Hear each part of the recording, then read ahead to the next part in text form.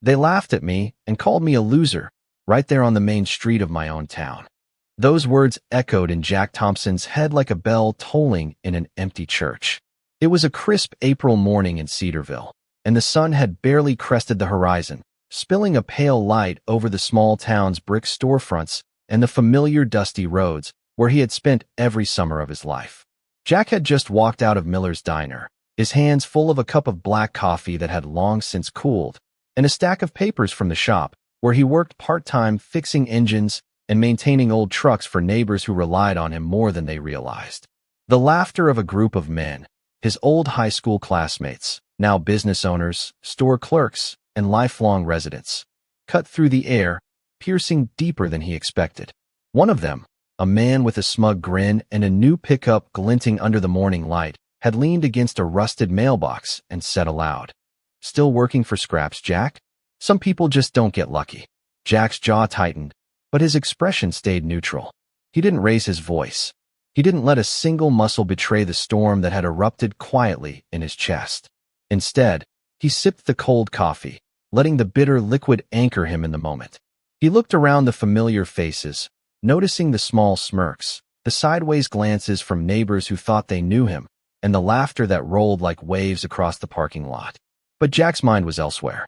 He remembered the evenings spent in the back of his garage, under the single hanging light bulb, counting every dime, calculating every opportunity, learning about investments, and planning quietly for a future no one else could see. His life had been a series of quiet observations and small victories no one noticed. Repairing an old Chevy for a neighbor that later won a local car show, fixing an engine that a mechanic from the city had given up on, or helping the town's fire department patch together budgeted equipment. Every unnoticed success had built a foundation far stronger than anyone imagined. That morning, though, he felt the sting of their ignorance. The label loser felt heavy, but it didn't crush him. Instead, it ignited something calm yet resolute within him. Jack's eyes scanned the street, taking in the faded signs, the familiar corner store where he had bought sodas as a kid, the gas station that had been his father's favorite, and the old oak tree in the park where he had spent countless afternoons reading and dreaming. In that instant, he realized that the world outside this small town, the opportunities he had quietly cultivated, were ready to meet the reality of Cedarville's limited imagination. He set the coffee cup down on the hood of his old Ford F-150, feeling the cool metal under his fingertips, and allowed a small, almost imperceptible smirk to form on his lips. They thought they knew Jack Thompson, but the truth was entirely different. Beneath the calm exterior, beneath the routines and the familiar streets, he carried knowledge, resources, and skills that could shift the balance of perception entirely. That day, the laughter of his peers didn't weaken him. It sharpened his focus. He walked slowly down the sidewalk, nodding politely to the neighbors who waved, all the while plotting in his mind the series of steps that would transform him from the town's overlooked mechanic into its most respected, wealthiest figure. Jack's strategy wasn't impulsive. It had been developing over years, in silence, in the shadows of late nights and early mornings, in spreadsheets and ledgers, in phone calls with distant partners he had quietly cultivated. Every slight, every smirk, every whispered joke was a signal that his timing had come. By the time the sun rose fully above the horizon, spilling golden light across the cedar roofs and dusty streets, Jack Thompson had made an unspoken vow. The town that called him a loser would one day stand in awe, not of a lucky break, but of a man who had quietly, patiently, and deliberately become unstoppable. And as he turned the corner, leaving Miller's diner behind, there was no rush, no hasty movements, just the deliberate stride of someone who understood the power of patience, planning, and silent determination. That first sip of coffee, bitter and cold, had been the trigger, but the real awakening was far deeper. Jack knew, with absolute certainty, that the game had changed, and that he alone held the pieces to play it to the end on his terms. The town's laughter would not define him. It would mark the beginning of their astonishment. Jack did not drive straight home after leaving Miller's diner. He took the long way through Cedarville, past the courthouse with its white columns, past the hardware store where old men still gathered every morning to argue about football and property taxes, past the bank where his loan application had once been declined with a smile so polite it felt sharper than an insult. The town looked peaceful from the outside, all red brick, church steeples, pickup trucks, and American flags moving gently in the spring wind. But Jack knew how small towns could keep score. They remembered who failed, who got divorced, who lost a job, who drove a truck with rust around the wheel wells. They remembered everything except the things that mattered. His old Ford rolled over Main Street at 25 miles per hour, engine humming rough but steady, and he kept one hand on the wheel while the other rested on a worn leather folder lying on the passenger seat. Inside that folder were papers nobody in Cedarville had seen. Not neighbors, not former classmates, not even most of the men who laughed at him outside the diner. Purchase agreements, mineral rights contracts, quiet investments in land outside the county line, a minority stake in a logistics company that had started with 2 box trucks and now operated across 3 states. Jack had learned early that loud people bought attention, but patient people bought assets. That lesson had cost him years of humiliation, years of wearing work shirts with oil stains while men in clean boots mistook silence for failure.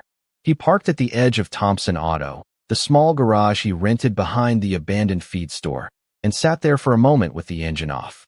The morning quiet settled around him. A dog barked somewhere behind the laundromat. A delivery truck hissed to a stop near the pharmacy.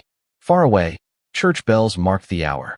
Jack looked at his reflection in the rearview mirror and saw the same face everyone else saw. 42 years old, tired eyes, weathered skin, a jaw that carried too many unsaid words. Nothing about him looked wealthy. Nothing about him looked dangerous to anyone who judged men by polished shoes and loud confidence. That was the part they never understood. Real leverage rarely wore a suit in the beginning. Sometimes it wore denim, drove a truck with 216,000 miles on it, and knew exactly which acre of farmland a developer would need before the developer knew it himself. Jack stepped out, unlocked the garage, and lifted the rolling door. The smell of motor oil, rubber, and cold concrete greeted him like an old friend. For years, this place had been his cover and his classroom. While the town thought he was stuck fixing alternators and replacing brake pads, Jack listened. Farmers complained about land taxes. Truck drivers talked about routes changing. Contractors mentioned bids before they became public. Retired men shared stories over coffee and never realized they were giving him pieces of a map. Jack never corrected them. He never showed off. He only listened, saved, studied, and moved when the numbers made sense. On the workbench sat an envelope from Whitaker Development Group, delivered 2 days earlier. He had not opened it yet because he already knew what it contained. They wanted the land north of town, the stretch locals called useless because it flooded after heavy rain and sat too far from Main Street to matter. Jack had bought most of it through holding companies over the past 6 years, one parcel at a time, using names that sounded boring enough to be invisible. People laughed when they saw him eating gas station sandwiches for lunch. They did not know those lunches helped by land they would soon call prime commercial property. He opened the envelope with a pocket knife and unfolded the offer. 7 figures. Clean terms. Fast close. Jack stared at the number without smiling. It was good money, the kind of money Cedarville would gossip about for months, but it was not enough. They did not know he controlled the access road too. That little strip of gravel, barely wide enough for 2 trucks to pass, was the difference between a profitable development and a dead plan on paper. His phone buzzed on the bench. The screen showed a name he had not seen in almost a year, Rachel Bennett. Town council member, real estate broker, and one of the few people in Cedarville who treated him like a man instead of a warning story. He answered, and her voice came low and careful. "Jack, I just left a planning meeting. There is something you need to know." He did not interrupt. He leaned against the bench, eyes on the open envelope, while she explained that Whitaker was preparing a major retail project, maybe a warehouse hub, maybe a shopping center, maybe both. They had investors coming in from Nashville and Dallas. They needed land. They needed speed. And most importantly, they believed the owners were scattered, desperate, and easy to pressure. Jack looked out through the open garage door toward the town that had laughed at him less than an hour before. The sunlight had sharpened. The same street, the same buildings, the same people moving through routines they mistook for power. His voice stayed calm when he finally spoke. "Thank you, Rachel. I appreciate the call." She paused. then said the words that made the air in the garage feel thinner. "Jack, do they know it is you?" He looked down at the folder, at the contracts, at the years of patient work stacked neatly in black ink. "Not yet," he said. And for the first time that morning, the silence around him did not feel heavy. It felt ready. By noon, the rumor had already started moving through Cedarville. Jack could feel it before anyone said it to his face. Small towns had a pulse, and once you learned the rhythm, you could tell when your name was traveling faster than you were. At the gas station on Maple Road, two men stopped talking when he walked in for bottled water. At the parts counter, the clerk gave him that strange half-smile people use when they know something, but are waiting to see if you know it too. Even the cashier at the grocery store looked at him twice, like she was trying to measure the distance between the man in front of her and whatever story she had heard an hour earlier. Jack said little. That had always been his way. He paid cash for spark plugs, wiper blades, and a turkey sandwich wrapped in plastic, then drove back to the garage with the same steady expression he had carried all morning. Inside, though, his thoughts were moving with cold precision. Rachel's call had confirmed what he suspected. Whitaker Development Group was not just interested in Cedarville. They were coming hard, and men with investor money rarely walked into a town quietly. They shook hands with mayors, bought lunches for council members, smiled for local newspapers, and treated working people like furniture in a room they planned to remodel. Jack had seen it before in neighboring counties. A few farmers got paid. A few officials got praised. A few old roads got renamed. Then the people who lived through the change were told to be grateful for progress. He set the sandwich on his workbench and opened his laptop, an old machine with a cracked corner and a screen that flickered when the room got cold. The folders on it were plain and boring by design. Tax records, maintenance schedules, land surveys, insurance forms. But behind those names was a history of patience no one in town had bothered to imagine. Jack pulled up a map of the North Corridor, the same rough stretch everyone had dismissed for years. There it was in faded colors and clean boundary lines. The floodplain, the service road, the drainage easement, the rail spur that had been abandoned but never officially removed from county planning records. Most people saw mud, weeds, and empty fields. Jack saw pressure points. He had seen them for a long time. The first parcel had belonged to Mr. Calhoun, an 80-year-old cattleman who was tired of paying taxes on land his sons did not want. Jack had bought it quietly after fixing Mr. Calhoun's tractor for half the usual price. The second parcel came from a bank sale after a failed storage project. The third had taken 2 years of letters, phone calls, and patient negotiation with a family in Arizona that had inherited land they had never visited. Nobody noticed because nobody was looking at Jack. That was the blessing hidden inside being underestimated. Invisible men could move through locked rooms without anyone hearing the door open. Around 1:30, a black Tahoe pulled up outside the garage. Too clean for Cedarville dust, too new for a local contractor. Jack watched through the window as a tall man in a navy blazer stepped out, followed by another man with sunglasses and a leather portfolio. They looked at Thompson Auto the way a banker looks at a pawn shop, with polite disappointment and private superiority. Jack wiped his hands on a rag, took one slow breath, and stepped outside. The man in the blazer smiled first. Big smile. White teeth. Salesman confidence. "You must be Jack Thompson," he said. "I am Mark Ellison, Regional Acquisitions Director for Whitaker Development Group. We are looking for a few local property contacts, and your name came up." Jack shook his hand once. Firm, not eager. The other man did not offer his hand. He only glanced at the garage, then at Jack's old Ford, then at Jack's work boots, as if the whole story had already been written in his mind. Mark kept talking. "We understand you might know some of the landowners north of town. We are prepared to make generous offers. This could be very good for Cedarville. Jobs, tax revenue, national tenants. Real momentum." Jack nodded like a man hearing weather news. "Sounds important," he said. Mark's smile widened. "It is. And honestly, we want to avoid confusion. Some of those parcels are low value, difficult land. We would hate for local folks to get unrealistic ideas and slow down something beneficial." There it was. Not a threat. Not exactly. More like a velvet rope being laid across the floor. Jack felt the old familiar insult rise behind his ribs, not loud, not hot, just cold enough to sharpen the room around him. Men like Mark always believed they were the first to understand value. They looked at a town and saw weakness. They looked at a mechanic and saw a messenger. Jack glanced at the leather portfolio in the other man's hand and then back at Mark. "Which parcels are you asking about?" Mark named them casually, but Jack heard the order. Calhoun Tract, Old Mercer Field, Bennett Access Strip, 2 drainage lots, along County Road 6. Every piece that mattered. Every piece Jack either owned outright or controlled through contracts filed under companies no one had tied to him. Jack let the silence stretch just long enough for Mark to notice it. Then he said, "I know those properties." Mark lowered his voice, pleased with himself. "Good. Then maybe you can help us talk sense into the owners." Jack looked past them toward Main Street, where the courthouse clock stood above the rooftops, and the whole town seemed to be holding its breath without knowing why. "I can get a message to them," he said. Mark reached into his jacket and pulled out a business card. "Excellent. Tell them Whitaker is willing to move quickly, but only if everyone stays reasonable."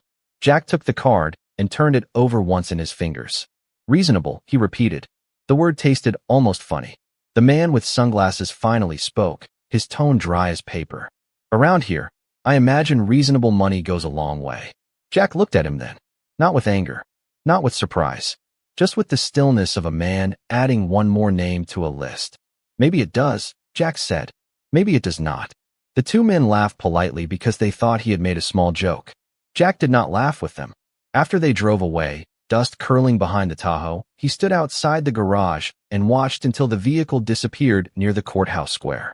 Then he walked back inside, closed the rolling door, and opened a locked drawer beneath his workbench. Inside was a second folder, thicker than the first. He placed Mark Ellison's card on top of it, perfectly centered, then picked up his phone and called Rachel Bennett. When she answered, Jack's voice was calm enough to make the silence listen.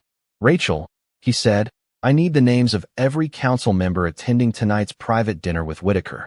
Rachel did not answer right away. Jack could hear movement on the other end of the line, the soft scrape of a chair, the muted sound of a door closing. Then her voice dropped to a whisper. "Jack, you did not hear this from me." He looked at the locked drawer still hanging open beneath the workbench and rested one hand on the edge of it. "I understand." She gave him the list slowly.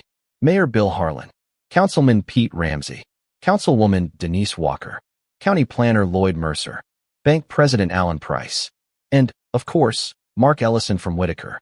The dinner was scheduled for 7 at the Cedar House, the nicest restaurant in town, the kind of place with white tablecloths, framed photos of old Cedarville on the walls, and steaks expensive enough to make working men check their wallets twice before ordering.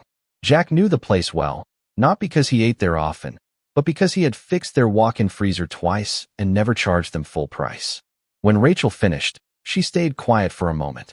Then she asked, "Jack, what exactly are you planning?"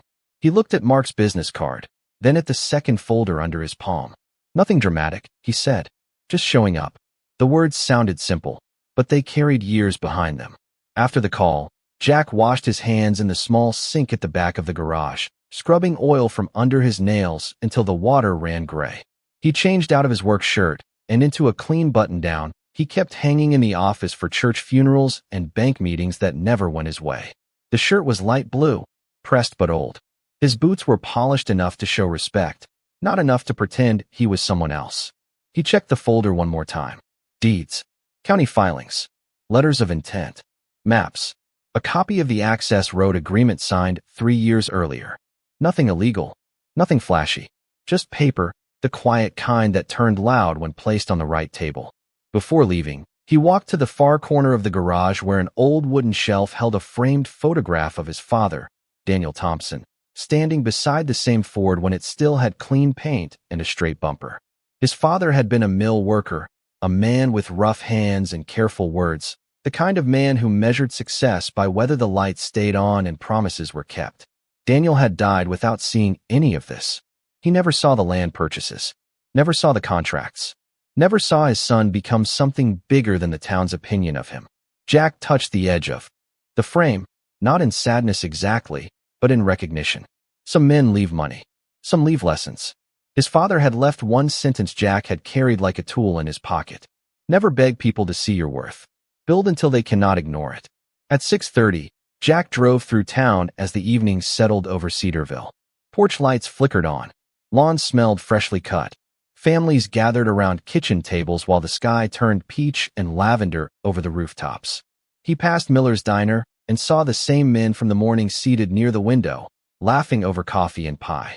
One of them noticed Jack's truck and lifted 2 fingers in mock salute. Jack kept driving. Not because he was afraid, not because he had nothing to say, but because the hour for small answers had passed. The cedar house stood near the courthouse square, its windows glowing warm against the dusk. Inside, the hostess recognized Jack immediately. Her name was Lily, and he had once fixed her mother's minivan on a Sunday afternoon so she could make it to a doctor's appointment in Knoxville. She smiled with real surprise. Jack Thompson, table for one? He glanced toward the private dining room at the back, where low voices and polite laughter drifted through a half-closed door. Just here to see someone, he said. Lily's eyes followed his gaze, and the smile faded into understanding. She nodded once and stepped aside. Jack walked through the restaurant without rushing. Forks touched plates. Glasses clinked. A couple near the window paused in conversation as he passed. He could feel eyes moving over him, measuring the blue shirt, the old boots, the folder in his left hand. At the private room door, he stopped. For 1 second, he let the sound inside settle into his bones. Mayor Harlan's booming voice. Mark Ellison's polished laugh. Alan Price, the bank president, speaking in that smooth tone Jack remembered from the day his loan was denied. Progress, Alan was saying. That is what this town needs. Real progress. Mark answered, we believe Cedarville is ready, but we have to make sure a few stubborn landowners do not hold the entire community hostage with unrealistic demands. A few people chuckled.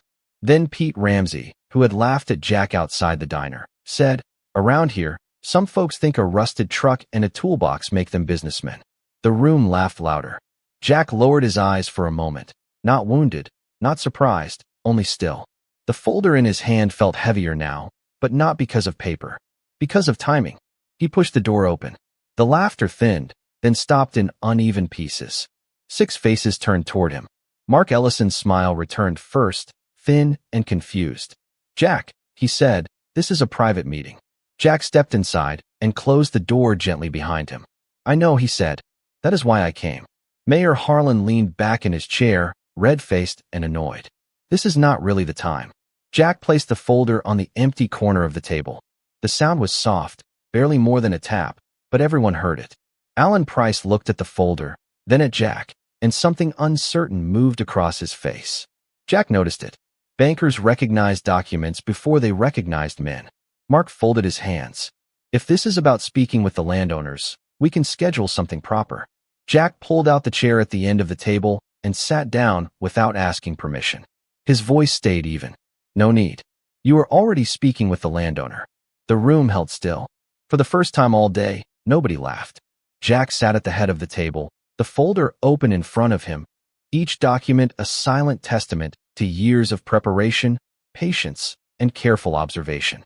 The room smelled faintly of polished wood, leather chairs, and the warm scent of food being carried from the kitchen, a reminder that everyone here was comfortable in their surroundings, unaware of the quiet storm in the middle of their private meeting. He spoke slowly, deliberately, his voice even and controlled, drawing attention without raising volume. I am here to ensure clarity, he said, and his words landed on the table like weight. He tapped the top sheet lightly with his index finger, the soft sound snapping the room to a stillness that felt tangible.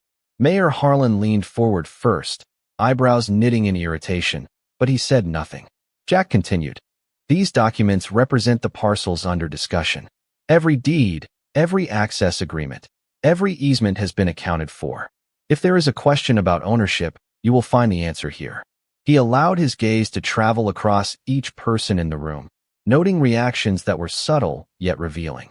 Councilwoman Walker shifted in her seat, glancing at the folded contracts, then back at Jack, trying to read intent from a man who had always appeared ordinary, dependable, but never threatening. Jack let a moment pass, allowing them to adjust, to measure him, to realize that he was in control not through theatrics, but through fact. Alan Price, the bank president, cleared his throat, his confident tone tempered by the uncertainty that crept into his expression. This is all very meticulous, he said, but what is your suggestion? Jack nodded slightly, acknowledging the question, though the answer was embedded in his preparation. My suggestion, he said, is simple. Proceed with the transactions where ownership is clear.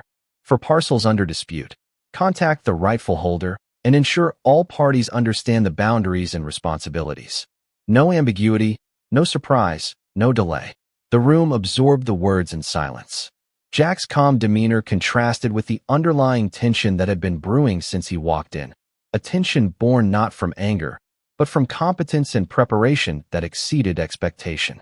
Mark Ellison leaned back, a small frown forming as he processed the implication. Jack owns or controls a majority of these parcels, he realized silently, though he did not speak. The subtle shift in energy was noticeable. Even Mayor Harlan straightened slightly in his chair, the authority of his office momentarily tempered by the presence of someone who had quietly mastered the facts that shaped the room. Jack continued, "If Whitaker wishes to move forward with development, all communications should be directed through the proper channels," he said, "and I am prepared to facilitate those discussions. Not because I seek power, but because efficiency demands it, and the town deserves clarity." He set the folder back gently, not a gesture of submission, but of completion, a fact being placed where it could no longer be ignored. Councilman Ramsey shifted in his chair, rubbing his palms against his knees, a habit when uncertain.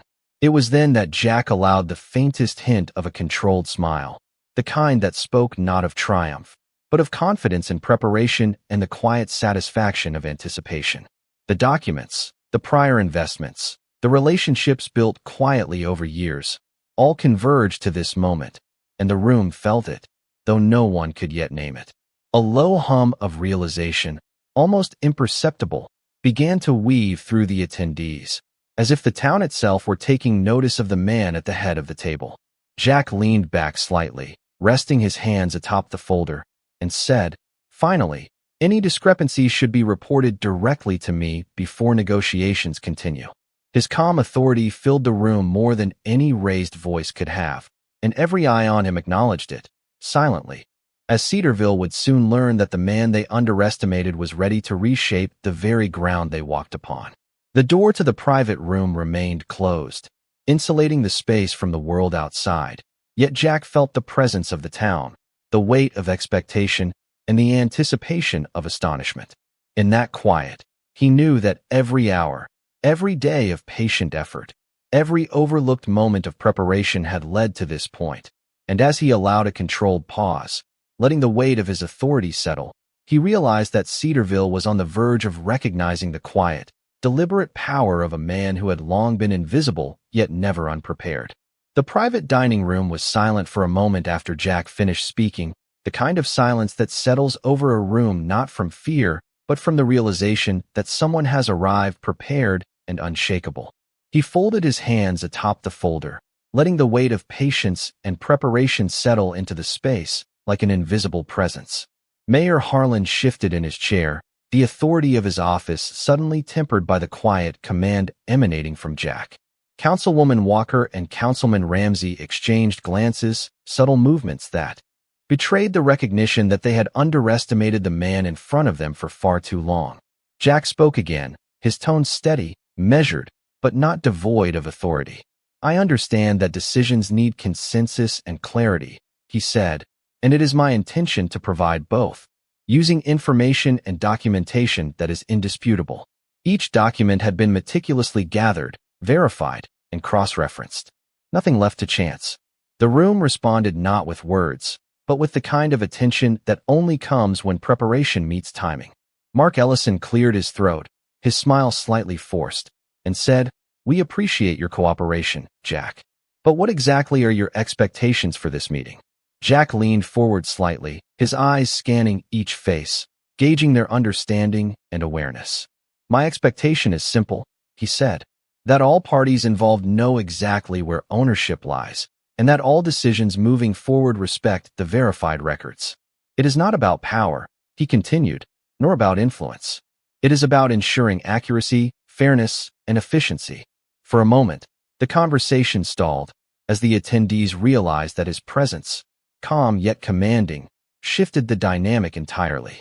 Alan Price, the bank president, who had once dismissed Jack as an ordinary mechanic, now recognized the depth behind the quiet man. There was an economy to Jack's speech, a precision that mirrored the careful investments and land acquisitions that had brought him here. Rachel Bennett had been right in her warning. This man was not ordinary, and his preparation was formidable. Jack allowed a pause, then gestured slightly to the open folder. Each parcel, each easement, each agreement has been accounted for, he said. Discrepancies should be reported to me immediately, not to the public, not to gossip, and certainly not in haste. Let us proceed with clarity. The room absorbed the statement with an almost tangible weight.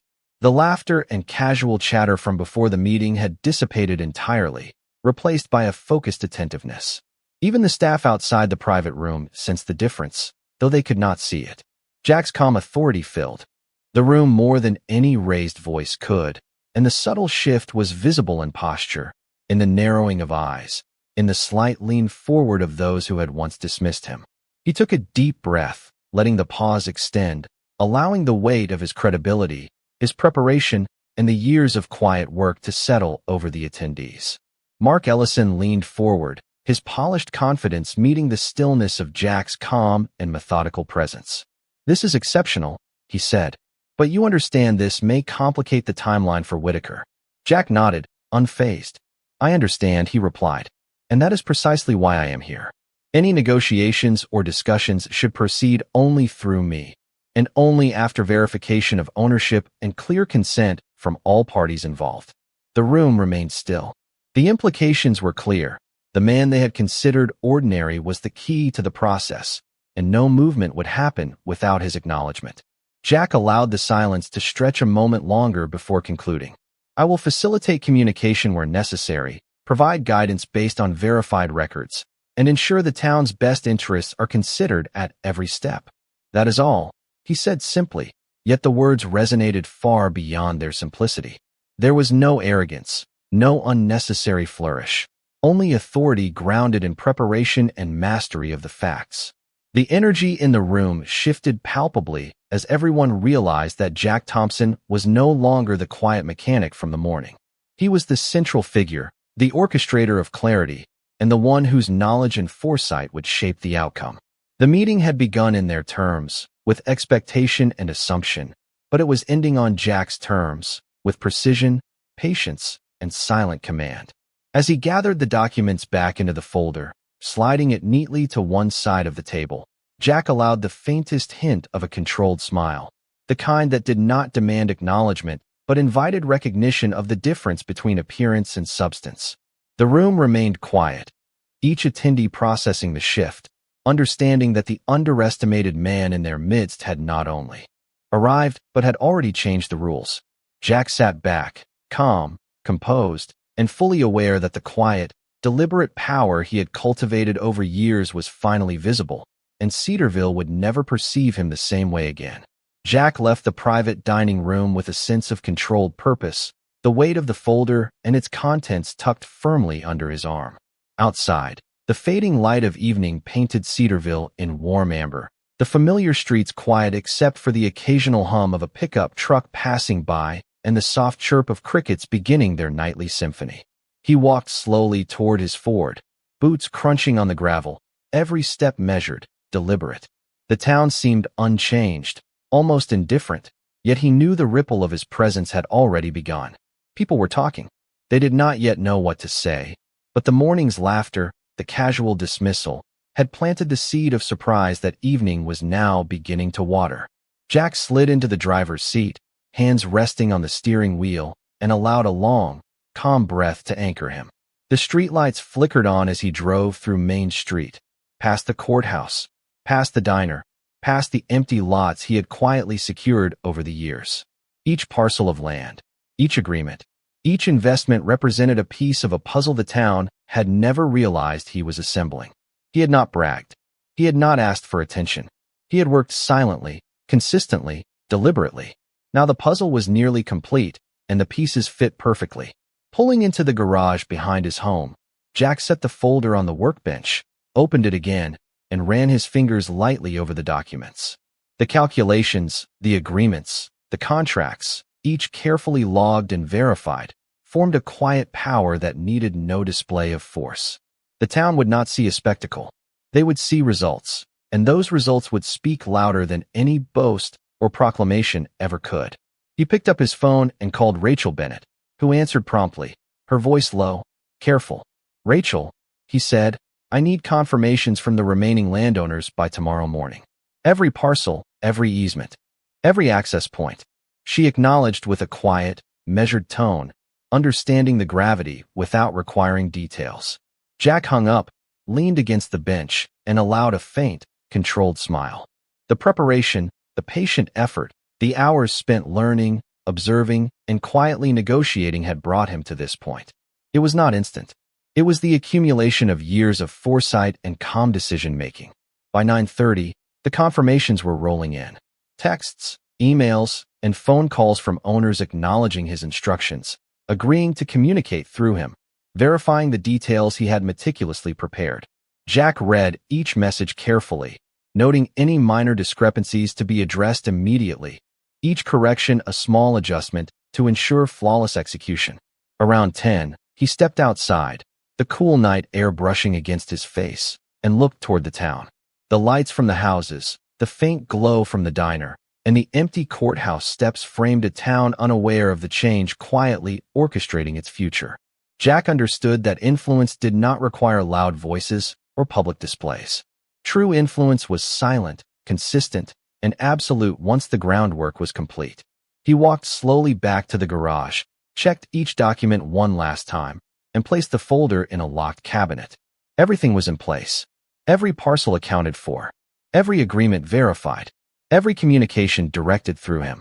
The town's perception had not yet caught up, but the foundation for astonishment had been laid.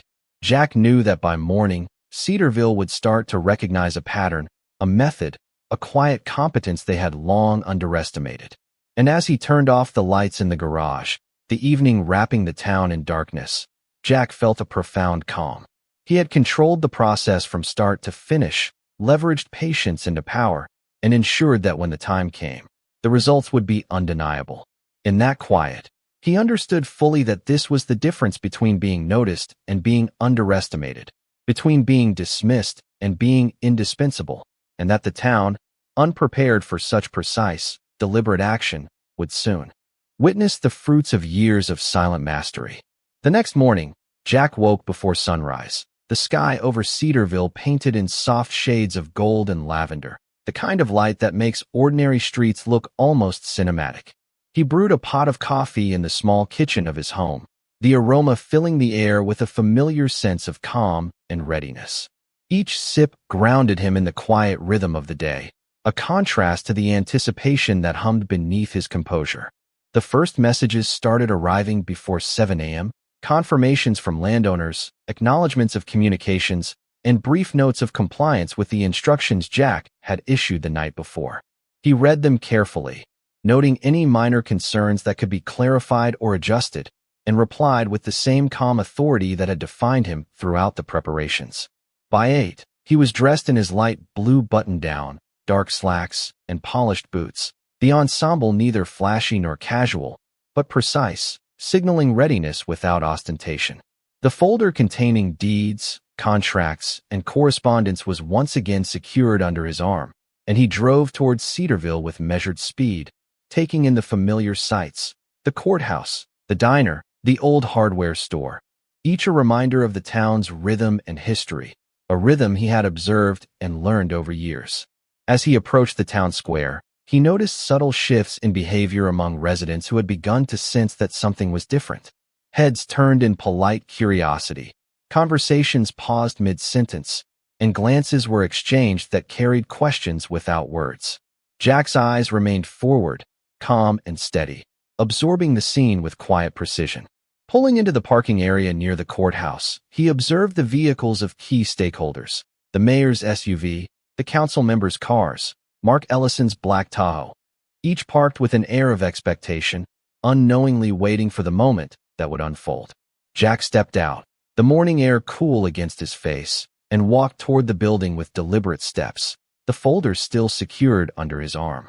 Inside, the council chamber was arranged for a private review meeting, the chairs positioned around a polished oak table, the subtle smell of fresh coffee and varnished wood lending a sense of calm authority.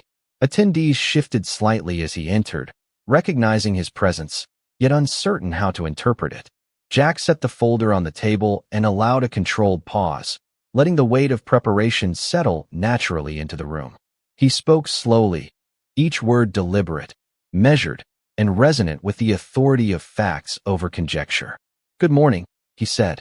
"Let us review the parcels and agreements as discussed, ensuring clarity and accuracy for all parties." He began with a brief outline of the properties, their ownership, easements, and any agreements in place, referencing each document in turn with precise detail. The mayor, council members, and representatives from Whitaker Development Group listened closely, occasionally glancing at each other, the realization of Jack's knowledge and preparation gradually sinking in. He addressed minor questions with calm explanations, never hurried, never defensive, only reinforcing control through methodical presentation. Every point he made was grounded in verified records, cross-checked deeds, and precise calculations, demonstrating a mastery that few had anticipated. As he moved through the discussion, attendees realized that Jack was not merely a facilitator, but the central figure whose oversight ensured all actions were accurate, legal, and aligned with the town's best interest. Subtle nods of acknowledgement began to pass among the stakeholders, the kind that conveyed respect without fanfare. Jack allowed the moment to linger, giving the room time to absorb the full scope of his preparation and authority. By 9:30, the agenda was complete, confirmations had been reviewed, and any minor discrepancies were addressed. The participants left the chamber with a newfound awareness of Jack Thompson's competence, understanding that the quiet mechanic they had underestimated possessed insight, influence, and foresight far beyond appearances. Jack remained behind for a moment, reviewing his notes, ensuring that the process had been flawless, then collected the folder, secured it, and stepped outside. The morning light now stronger, illuminating the town in crisp clarity. Jack observed Cedarville with a quiet satisfaction, knowing that years of patient effort, careful planning, and deliberate action had positioned him in a place where his authority was recognized and his capability unquestioned. He returned to his Ford, started the engine, and drove slowly through the streets, fully aware that the town was beginning to see the measure of the man they had once dismissed, and that the next steps he had planned would ensure that recognition would grow into undeniable accomplishment. By early afternoon, Cedarville had started doing what Cedarville always did when something unusual happened. It whispered. The story moved from the courthouse steps to the bank lobby, from the bank lobby to Miller's Diner, from Miller's Diner to the checkout line at the grocery store, changing shape just enough to prove that nobody fully understood it yet. Jack heard pieces of it without trying. He heard one man say the development meeting had gone sideways. He heard another say Whitaker was not dealing with the mayor anymore. By 2 o'clock, someone at the parts store asked him whether it was true that he owned land north of town. Jack only looked up from the counter, signed the receipt for a set of brake pads, and said, "Some of it." That was all. 2 words. But the clerk blinked as if Jack had placed a stack of $100 bills on the counter. The old rhythm of his life was still there, the smell of oil, the rough edge of cardboard boxes, the bell above the shop door, but the way people looked at him had begun to change. Not fully, not openly, but enough. Respect usually arrived quietly at first, embarrassed by how late it was. Jack returned to Thompson Auto and worked until the sun softened behind the buildings. He replaced a starter on Mrs. Whitfield's Buick, checked the belts on a county maintenance truck, and answered 3 calls from landowners who suddenly sounded more polite than usual. Nobody apologized. Not yet. People rarely did when pride was still searching for an exit. Instead, they asked careful questions. They said things like, "Jack, I did not realize you were involved in all this. And Jack, maybe we should talk before I sign anything." He gave each one the same answer. "We will review the documents, and we will make sure nobody gets rushed." It was not dramatic, but it was clean. That mattered to him. By 5:15, Rachel Bennett pulled into the gravel lot outside the garage, her silver sedan raising a small cloud of dust. She stepped out wearing a navy blazer, her hair pulled back, a folder tucked under one arm, and a look on her face that carried both relief and concern. Jack met her at the open bay door. "You handled the room better than most attorneys would have," she said. Jack wiped his hands on a towel, and gave a small shrug. Documents do most of the talking when they are in order. Rachel studied him for a second, then looked toward town. Mark Ellison is not done. Whitaker sent a revised proposal to the mayor's office 10 minutes ago. They want a public session tomorrow. Jack nodded as if he had been expecting it. He had. Public pressure was the next move. When private leverage failed, men like Mark brought out words like jobs, progress, and community growth, then forced the room to choose between patience and excitement. Jack walked to the workbench, poured 2 cups of coffee from the old pot, and handed one to Rachel. She took it with both hands. It was probably terrible coffee, but neither of them mentioned it. "What does the proposal say?" Jack asked. Rachel opened her folder and read the terms. Higher purchase numbers for some parcels. Lower numbers hidden in infrastructure deductions. A vague promise of hiring local workers. A request for fast zoning approval. A clause giving Whitaker control of road improvements before all easement rights were resolved. Jack listened without interrupting. The words came in clean. The meaning came in cleaner. They were trying to move around him, not through him. He set his coffee down. "There it is," he said. Rachel frowned. "There what is?" Jack pointed to the road clause. "That is the mistake." His voice stayed calm, but something in it made Rachel look back at the page more carefully. The access road was never just an access road. It carried drainage responsibilities, emergency vehicle requirements, utility routing, and maintenance obligations from an old county agreement nobody liked reading because it ran 37 pages and had been written before half the council members were born. Jack had read it. More than once. He had read it at midnight with cold coffee beside him, highlighting every sentence until the paper looked wounded by yellow ink. He had known that someday, somebody in a nicer suit would think gravel meant simple. Gravel was never simple when the right signatures were buried underneath it. Rachel looked up slowly. "They cannot take control of improvements without your approval." Jack picked up the revised proposal and placed it beside Mark Ellison's business card from the night before. "Not legally," he said. "Not safely. And not without accepting liability for everything downstream." Rachel let out a breath that almost sounded like a laugh. "You knew this was coming." Jack looked through the garage door toward Main Street, where evening traffic moved in a lazy line beneath the courthouse clock. "I knew arrogance repeats itself," he said. That night, Jack did not go to the diner. He did not drive past the men who had laughed at him. He stayed in the garage, writing notes, organizing records, and preparing a response clean enough that even people who disliked him would have to understand it. Around 9, rain began tapping the tin roof, soft at first, then steady, turning the gravel outside dark and reflective. The sound carried him back to younger years, to nights when he had sat at this same bench wondering whether Cedarville would ever see him as anything more than a man fixing other people's problems. He had wanted recognition then. Needed it, maybe. Now he understood something colder and more useful. Recognition was not given to the patient. It was collected at the moment the truth became too large to ignore.